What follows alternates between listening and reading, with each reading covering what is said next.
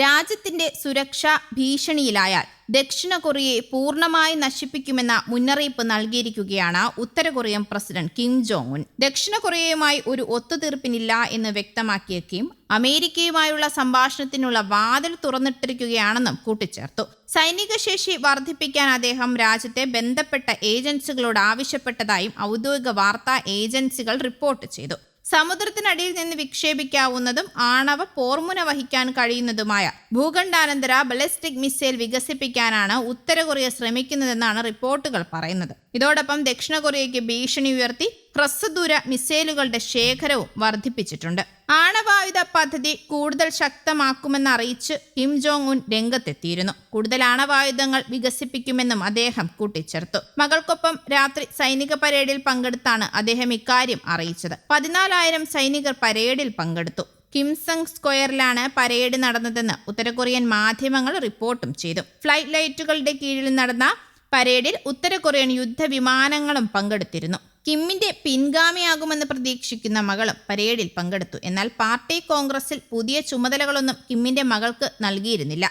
ഉത്തര കൊറിയയുടെ കൈവശമുണ്ടായിരുന്ന പല ആയുധങ്ങളും സൈനിക പരേഡിൽ പ്രദർശിപ്പിച്ചില്ല എന്ന റിപ്പോർട്ടുകളും പുറത്തുവരുന്നു. ടാങ്കുകൾ, ഇന്റർ കോണ്ടിനെന്റൽ ബലിസ്റ്റിക് മിസൈലുകൾ, ഹൈപ്പർസോണിക് ഗ്ലൈഡ് വാഹനങ്ങൾ, ട്രാൻസ്പോർട്ടർ ഇറക്ടർ തുടങ്ങിയ ആയുധങ്ങളാണ് പരേഡിൽ ഉത്തര കൊറിയ പ്രദർശിപ്പിക്കാതിരുന്നത്. പരേഡുകളിൽ വ്യാപകമായി ആയുധങ്ങൾ പ്രദർശിപ്പിക്കുന്നത് കിമ്മിന്റെ ഒരു രീതിയായിരുന്നു. എന്നാൽ ഇക്കുറി പരേഡിൽ സംയമനം പാലിച്ചതും വലിയ ചർച്ചകൾക്ക് തുടക്കമിട്ടിരിക്കുകയാണ്.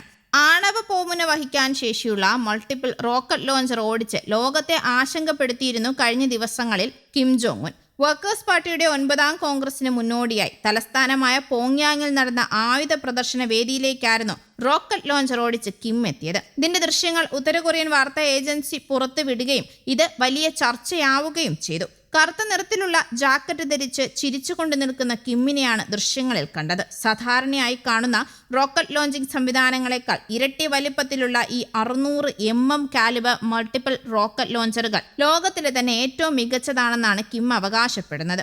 ഗൈഡൻസ് സിസ്റ്റങ്ങളിൽ ആർട്ടിഫിഷ്യൽ ഇന്റലിജൻസ് പ്രയോജനപ്പെടുത്തുന്നതിനാൽ ഈ റോക്കറ്റ് ലോഞ്ചറുകൾ ഹ്രസ്വദൂര ബലിസ്റ്റിക് മിസൈലുകൾക്ക് തുല്യമാണെന്നും കൃത്യതയിലും കരുത്തിലും ഇവയ്ക്ക് ബലിസ്റ്റിക് മിസൈലുകളിൽ നിന്ന് വ്യത്യാസമില്ല എന്നും കിം കൂട്ടിച്ചേർക്കുന്നുണ്ട്.